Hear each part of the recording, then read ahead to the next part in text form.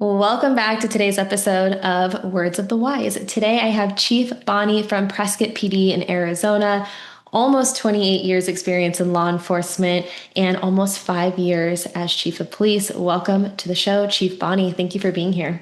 Thanks, Paige. Thanks for asking me to do this with you. Of course, we were just talking offline. I'm really excited. This week has been like Arizona Police Chief Week. Obviously I'm from Phoenix. And for those who don't know, Prescott is in Arizona, a little bit more north. So I'm really excited to have you on the show and to represent Arizona. Thank you. I'm excited to be with you. So give us a little bit of background. Anything that you want to share about your upbringing, how you got into this line of work and what the last 28 years have looked like. You said they're dog years. So so I was born and raised here in Prescott, which, as you mentioned, is a beautiful city in kind of north central Arizona. And I didn't realize how awesome Prescott was until I grew up, until I was an adult and people started talking about it. And I'm like, oh my gosh, it really is a privilege that I have the opportunity to live here and especially serve here in the community that I was raised in. And so I graduated from our local high school. We only have one public high school here, population of about, let's just say 50,000, 49,000 and change. And it's done a lot of growing in the past 10 to 15 years. So we're experiencing a lot of growth. We have a lot of opportunity. So how did I get into this job? Well, when I was in high school, I was a member of our Explorer post here, and I thought it was fun. It was awesome. The officers that were the mentors for the program were fantastic to us. They didn't treat us like a bunch of little, hang around kids. Like, they really mentored us and really took us under their wings and kind of showed us the profession. But it really wasn't my goal at the time. I love music. I played music in high school in the band, and I was in the choir. And so I started out when I went to college as a music major. And I realized very, very quickly that there's a lot of math in music, and math and I have an interesting relationship. And so it's funny. I always tell people, I'm like, yeah, and I have a $36 million budget, so it shouldn't bother you at all that I'm not. But I have people that do that. But and so I started thinking about what else I would want to do, and I kind of remembered doing this work in high school and how much fun it was. And I started taking criminal justice classes, and kind of the rest is history. So I graduated from Northern Arizona University, which is in Flagstaff, about 100 miles north of Prescott, and immediately came to work within 3 months of graduating here at the Prescott Police Department. Yeah, I love that. And you're right. Prescott is beautiful. And I actually had a similar experience because I was born and raised in kind of the Phoenix area.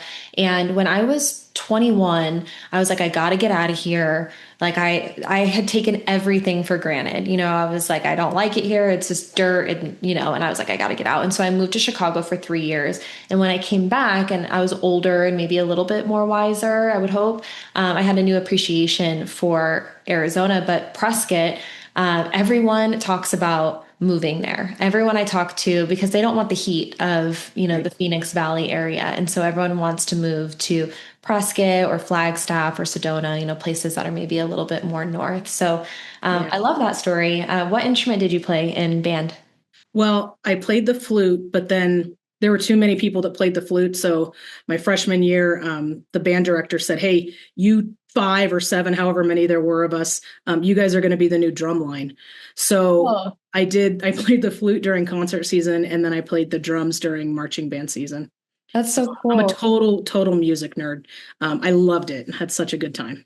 We had opposite stories. So I wanted to be a drummer like that. Like all of my friends, like all like the cool kids were playing drums, but there were too many people who wanted to play drums. And so I had to play trumpet. Oh, And I actually loved it. I loved playing trumpet. And I remember like going to the store and, trying to find fun sheet music and, Earth, Wind and Fire was like always yep. jam. And, so Little yeah. Chicago. Yeah, 100%. Love it. When you and I first connected, I kind of told you the mission statement behind the podcast. And I really started this podcast because I was having so many conversations with leadership and I was always hearing these I wish statements. And it was always wellness related, and so obviously everyone's a little bit different, but I was hearing things like, I wish I would have prioritized my wellness earlier and maybe this would have been different. Maybe my marriage would have been different. Maybe my kids would have a better relationship with me or whatever that looked like. And I know that you shared with me that maybe you've had a couple I wish statements yourself. Are you willing to share, maybe some things that you've learned over a 28-year career?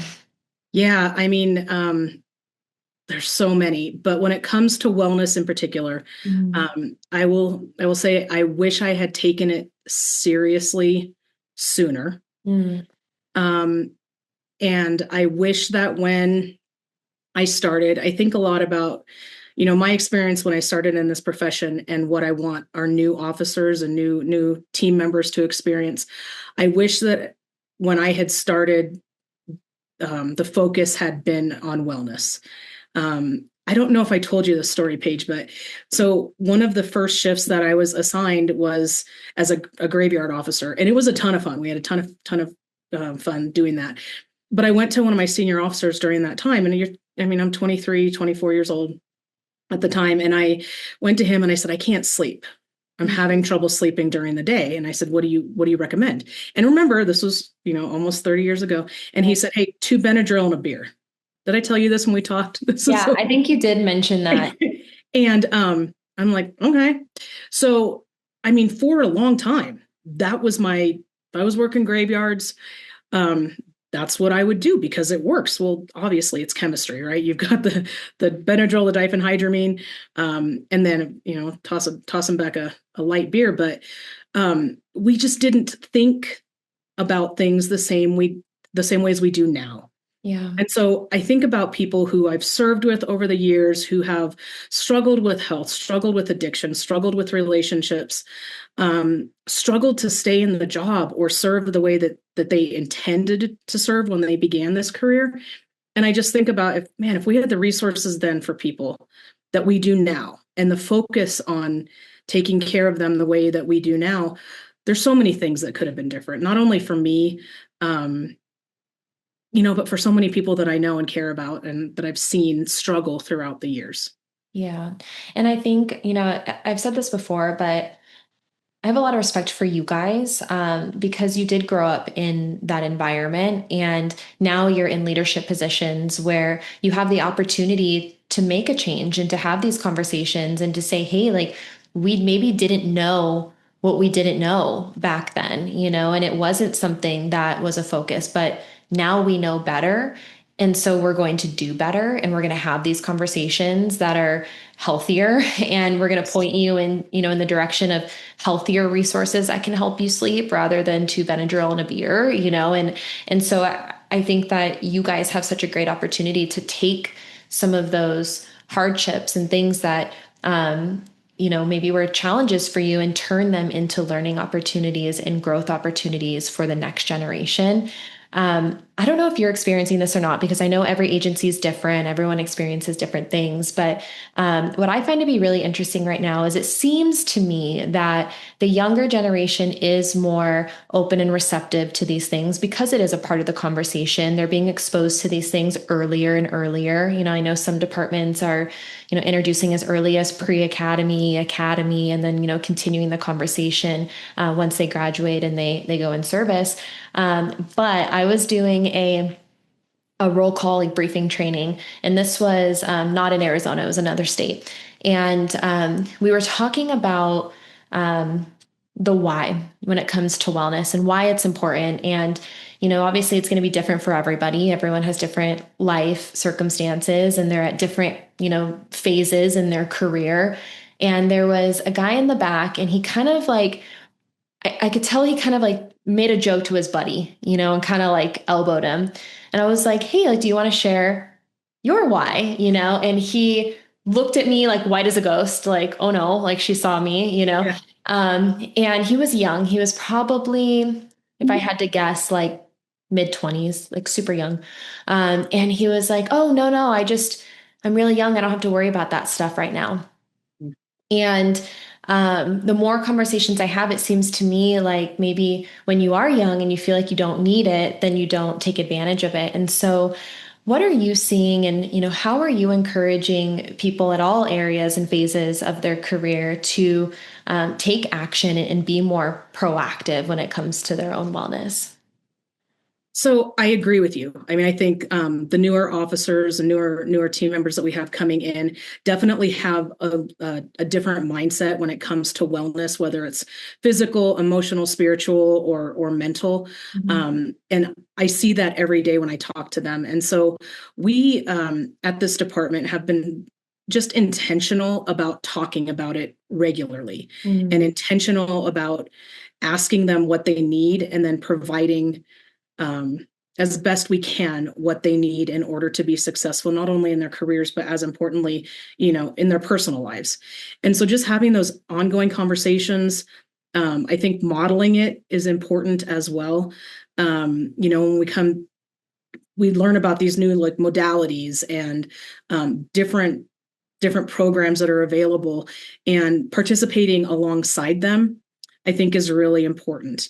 One of the things that we started doing a few years back is bringing our EAP provider. We have a public safety specific EAP provider, but really bringing that group of people into our leadership team. And so they come to our supervisors meetings, and they talk with our supervisors about mental health in particular, and really integrating that, like you said, from the beginning. So when we onboard somebody, we start from the beginning, making sure that they know that their personal wellness is um, as important to us as leadership and management as their professional wellness. So just continuing to engage them in conversation and encourage them along the way, I think, is what is making a difference.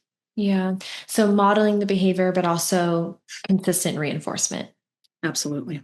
Yeah. Yeah, just reminding them, right? I mean, so we have so many things, and I feel like, you know, sometimes I feel like we're just taking everything that we can get.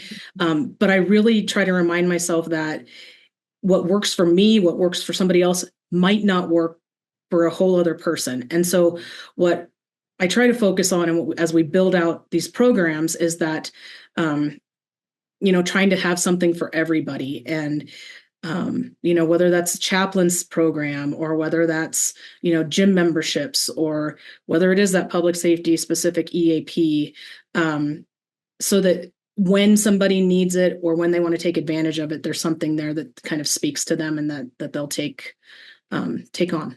Yeah. I think the goal is that there's a soft landing for everybody. And I agree with you. I don't think it's a one size fits all. I have never been in a group. It doesn't matter how large the group is. I've never been in a group where everyone likes the same things. Like you could go to a restaurant and there's going to be 100 different things on the plates, different likes, different dislikes. And I think that sometimes the conversation is that people are looking for that one thing that's going to, get everyone on board. And I don't think that that exists. So I Right. like that you said, I used to call it the charcuterie board of I like that. resources. And then I Yeah. had someone, I said this at a conference and I had someone say, they're like, yeah, that's too hard to say. So they told me to call it the buffet. The buffet. Yeah. I was like, Yeah. whatever works. But it's that idea, right? It's like samplings of a lot of different things. So everyone feels like there's something for them. And if and when they need it, they know where to go and they have that soft landing and there's no question mark of, what they need to do, or, what resources to reach for. Absolutely. And I did want to talk to you a little bit about, how you guys are able to integrate these resources. I know that it's interesting because department's different, every state is different. And there are still a lot of leadership teams that I talk to, both big and small, that are in infancy stages. They maybe don't know how to get started, where to find the funding, what are those things to, what is that first step of, building something out? So do you have any advice for other leaders who either are just starting or people who are wanting to continue to improve their wellness program? Yeah, so the first thing I will say is I speak to a lot of people in law enforcement, public safety in particular, about what we're doing here at my department, and I'm so proud of what we have done. We have made huge progress, huge strides, even in just the past 2 to 3 years. And so when I talk to them about it, they're like, "You are spending a lot of money." Hmm. And I hear it come out of my mouth, and being budget conscious and budget aware, I'm very, very cognizant about ensuring that they understand that it's not, yes, money helps. If you have money, by all means, we can talk about a million different things that you can do. But if you're a smaller agency and you might not be able to, put aside a budget for wellness, there are so many partnerships that you can explore that will help you get your feet on the ground, and move forward with some tangible things. And I think when we talk about wellness, having something that you can point to specifically, not just saying we care about wellness, because wellness is kind of a buzzword, Hmm. right? And nobody is really, we don't do a very good job of putting a pin in it and saying, this is what wellness looks like.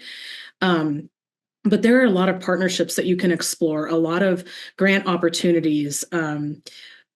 We in my agency, we're so fortunate to be supported by a police foundation, which is a private 501(c)(3). And when we really kicked this into gear a few years ago, I went to them for a pretty big ad. It was $30,000 to get a specific program that I was interested in starting here off the ground, and they jumped in with both feet, took that on as their next project, and we were able to get um, this particular project funded through them. So that's fortunate. But I will just say to anybody that hears this, I would love to talk to them about different creative ways that you can do things, just through your community. We know that not all communities are the same, but I think at the heart of every community, there are people who care about their first responders, care about their cops, and there's lots of things that can be done that don't include spending public money to do them. Well, first of all, thank you for being a resource to anyone who's listening. And I'll make sure that, I have like a little tag in there so that they can, reach out to you. And there's two things I want to say. So one, and I've been guilty of this. Have you heard of the expression sunken cost? I don't think so. So it's a business term, and so when I think about wellness, it's not a sunken cost. So it's not like, hey, we're going to spend 30 grand and we just lose 30 grand, Oh, right? It's not a sunken cost. You are spending because you're going to have a return on that investment, right? oh yeah. And we think of it in this way of like, and I think you're right. I think it's hard to identify. I think it's hard for people to spend money because maybe there's not a lot of tangible evidence as to the success of certain programs. But I think if we ask ourselves, what is the goal? What are we trying to achieve? I know you and I talked about this. It's like the goals, longevity and quality of life. It's retention. It's making sure that people can retire and have a long and successful retirement. There's so many different goals that we're trying to achieve for the betterment of the people within the organization. And so when we think of it that way, it's like, okay, is 30,000, I'm just using your number, is $30,000 worth it if we know that it's going to improve the quality of life and longevity of our people. And I think that there's no leader out there that would say, no, it's not worth it, right? Your people are everything. They're your greatest asset. You want to make sure you keep them safe and prepared and well. And so I think a lot of times you kind of get sticker shock sometimes with certain things. It's like, oh, it's $1,000 or $2,000. It's like, yeah, but it's not sunken cost. It's going to pay back and have that ROI into the wellness of your people. Yeah, absolutely. And it's funny with that particular program, there were metrics built in. Hmm. When we launched that program, there are built-in metrics, and so we do talk about ROI. And one of the questions that we ask during the survey that people go through after completing this program is, do you feel like you could work longer in this profession if you continue to have these resources available to you? Hmm. And overwhelmingly, like 98% Hmm. of people who use the program that we implemented say, yeah, I could keep going if I had access to this on a regular basis.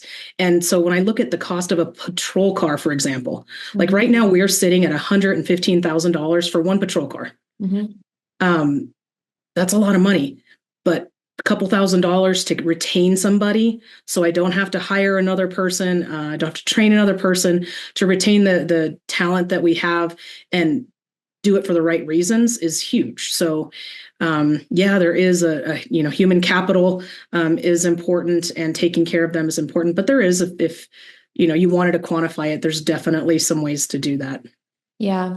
Yeah. And I think that you're starting to hear more research going into the benefits, and there's more emphasis on metrics. And I'm a huge fan of that. I think before it was always utilization.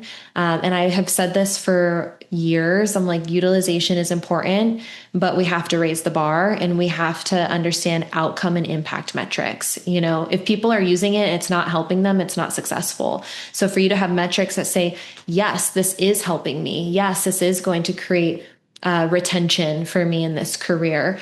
That's huge. And we have to know those things. We have to know, like, are these resources actually helping people? So I love that you found something that emphasized that as well. Yeah. Yeah, and that's been helpful as we just have move these conversations forward, right? Is to be able to have some results that are positive and just be able to keep pushing.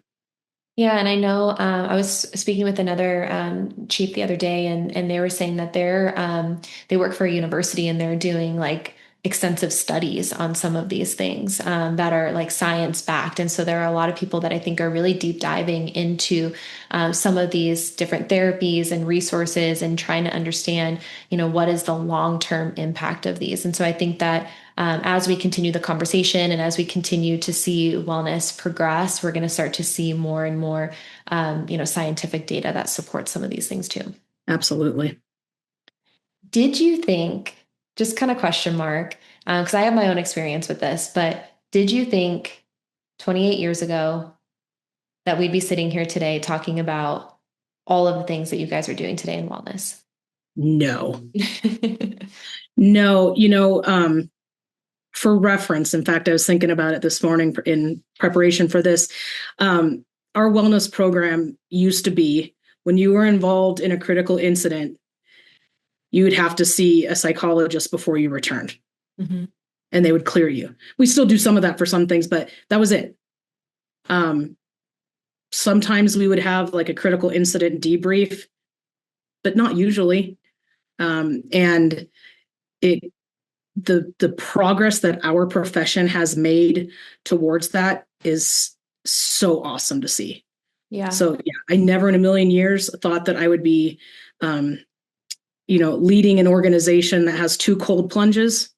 Like, I mean, just things that you don't even think about, that we couldn't have even contemplated that long ago. So I'm extremely proud of our profession, and I am, cops are notoriously hard headed, and so I continue to be amazed by the um, innovations that people are coming up with and ways that they're implementing across the country to support the ongoing efforts of the people that do this job.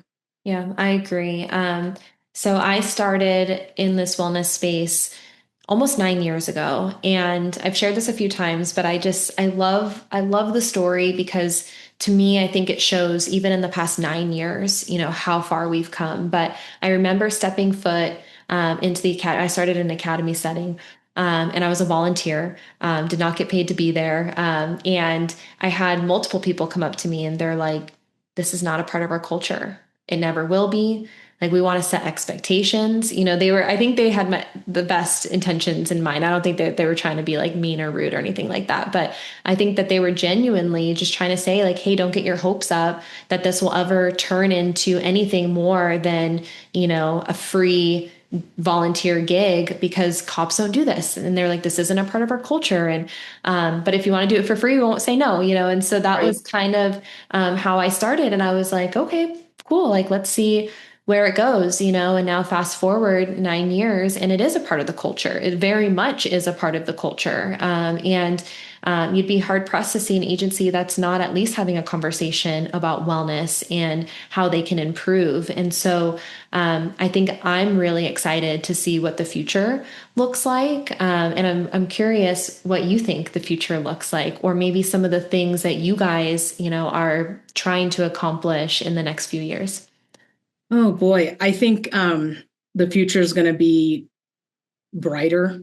I think the changes that we're implementing now, um, if I had a crystal ball, I think I could be able to predict that we'll see an enhanced, retention over the next 5 to 10 years. I think you're going to see a decrease in, I pray, a decrease in police related suicides of police officers, hopefully a decrease in substance abuse.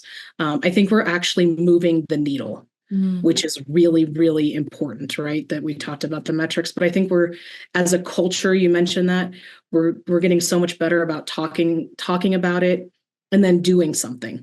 You said earlier, what do you wish? Well, I wish and I hope that we continue these conversations, and that it's sustainable and becomes an integral part of what we do when we consider leading police organizations, that it's at the top of our minds and that it stays there, because it really is important. Yeah. And, when you and I talked offline and I was in agreement with you, the word action came up a lot. And you said earlier that, wellness can be a buzzword or it can be kind of a check the box. And I think that through consistency, and you said reinforcement and modeling the behavior and making sure that you're taking action in a positive direction, I think we'll continue to see. I agree with you. I think we're going to see those results. I think there's going to be like hard evidence to show a decrease in a lot of the things that we're seeing now. But we have to also understand our role in everything. I think that we as individuals, we have to be able to take action for ourselves too, and I heard a quote that I really liked, and it said, education without action is just a meeting. And I was like, Yeah. I like that a lot. It's like, how many of us have, been in a meeting or some sort of presentation or a conference, and you're all like amped and hyped, and you're like, yeah, that sounds great. And then nothing happens, it all kind of fizzles. And so, action, I think that piece, we have to continue to be intentional every day in our personal and professional lives of what that looks like so that we can continue to move the needle forward. Yeah, I agree. And I think continue to engage in those conversations strategically and intentionally, as you mentioned. If we stop talking about it, it'll fade into the background, but we have to keep pushing forward. And I have a really good friend who I teach with from time to time, Dr. Jim DeLong. I'll forward this to him if you include this in here. But Okay. he says this to students when we teach. The buzzword or the buzz phrase is knowledge is what? And it's Power. power. Mm-hmm. But when you flip that on your head, it's not powerful unless you share it. So shared knowledge is power. So I always, try to, which is why I'm so happy to have people reach out to me if they want help. But we're not going to, like I said, continue to change the culture and continue to move things forward if we stop talking about it and stop sharing what's working. Mm-hmm. These aren't trade secrets. Nobody's, reinventing the wheel or anything like that. It's just we have to keep sharing and we have to keep being willing to be open with each other about what's working. Wow, I like that a lot because I do think I'm thinking of it in two different like scenarios. And one, from an organizational perspective, I do think that a lot of organizations feel like they're on their own island, and they don't realize that there's so many other organizations across the country that are doing it and doing it well. And how can you come together as a community to share those things? And then I think as individuals too, I have experience, in my life where I didn't want to share anything with anybody because like and this is from a wellness perspective, like I didn't want people to know that I was going to therapy. I didn't want people to know that I had struggled with things because I wanted to give a perception of perfection. And I realized over time that it's such a superpower to be able to share the things that have helped you because other people also need help. And when they understand that you have lived experiences and you've had struggles and you've found things that worked for you, then other people are not only going to also want to share their story to help other people, but they're also going to feel safe to reach for those resources and feel like they're not alone. And so, obviously, I think there's a time and place for everything, but I think for us to be open and willing to say, yeah, like I tried this resource and it really helped me. This helped me to sleep better, and I don't have to take two Benadryl and a beer anymore, or, Exactly. like Yeah. I went to therapy and I have no shame about it at all. Like it helped improve my quality of life, and so I think, as an organization, being able to share things with other organizations, but then as individuals, being willing to share things with our peers. Yeah. Yeah. And I mean, that's so important, right? We talk about law enforcement's a team sport, and Mhm. we would be willing to jump in front of a train or a car or a bullet for the people we serve with. And um, we're courageous that way all the time, but you have to be courageous, especially as leaders, right? You have to be courageous to take risks, appropriate risks, to be vulnerable sometimes when um, there's something that you've experienced that would benefit other people. And um, yeah, just continue sharing and supporting each other is really important. Yeah, I think that's hard, and I have a lot of respect for leaders who have been, vulnerable and shared their story, because I think that somewhere along the way, I don't know if it was like a leadership training or what, but I was told this, as you kind of progress in your career, that like, you have to kind of give that, face of perfection, and you're not allowed to make mistakes, and you have to kind of wear like a mask in a way, and I don't know if you agree with this, but the people who I have respected the most in my life, in my career, have been people who have been really human, who have like shown like their heart and who they are. And it doesn't make them weak. It doesn't make them, less educated or, less, able to do their job, but it just shows that like they are a human under all of this. And I always really appreciated that. Yeah, I could not agree more. People, there's all these phrases out there, right? But people won't follow you unless they know that you care about them. And that's part of it, right? Is sharing the experience. We're all police officers, we're all servants. And every chief started as a patrol officer or Mhm. a patrol deputy. And we share that experience, and taking care of ourselves is an experience that we should share with them as well. Yeah. No, thank you. My final question is for the younger generation. So we know that the younger men and women who are entering into this career today are going to be the future leaders within the organization. And what words of wisdom would you share with them? If you were able to reverse time and go back to your younger self with all the knowledge that you have now, what would you share? Oh man, there's so much. Well, I'm gonna say two things. One is a little bit more superficial, but I think so important. When I go to academy graduations and I shake all their hands, I always tell them, start a journal. Start a journal now. This profession and this job is the funnest job on the face of the earth. And sometimes we get lost in like the seriousness of it, but I tell them any police officer or anybody in public safety who said they've seen it all and done it all is lying. Because just when you think, you're like, I never thought that I could see that, something will happen to surprise you, and you'll forget. You'll forget all the crazy stuff that you've seen and experienced. You'll forget all the hilarious stories that come with, late night shenanigans, just things that make this job so fun. So that's kind of the fun part of it. Keep a journal, start it early, and write down those experiences. But more importantly and more deeply, I would just say you have to lead with love. And that sounds super, super touchy feely, but it is not. This job is about loving people, and it will try you, and it will challenge you, and it will take whatever you allow it to take from you as a human being, because of what you see and do. But you have to truly love service, and you have to love people. And like I said, they make it really hard sometimes.